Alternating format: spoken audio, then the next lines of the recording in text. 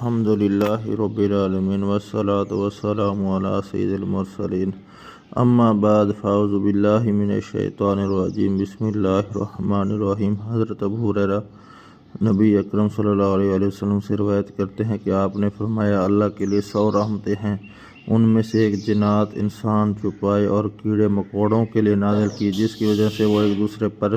شفقت اور مہربانی اور رحم کرتے ہیں، اور اسی کی وجہ سے وحشی جانور اپنے بچوں پر شفقت کرتے ہیں، اور اللہ نے 99 رحمتیں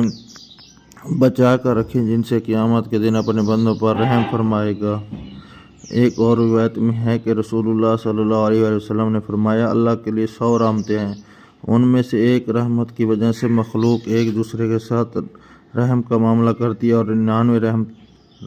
رحمتیں قیامت کے دن کے لیے ہیں۔ ایک اور روایت میں ہے کہ رسول اللہ صلی اللہ علیہ وسلم نے فرمایا، اللہ تعالیٰ نے آسمان اور زمین پیدائش کے دن 100 رحمتوں کو پیدا فرمایا، ہر رحمت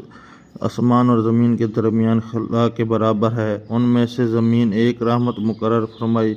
جس کی وجہ سے والدہ اپنے بچے سے شفقت اور محبت کرتی ہے، اور وحشی جانور اور پرندے ایک دوسرے کے ساتھ محبت کرتے ہیں۔ جب قیامت کا دن ہوگا، اللہ تعالیٰ اس رحمت کے ساتھ اپنی رحمت کو مکمل کرے گا۔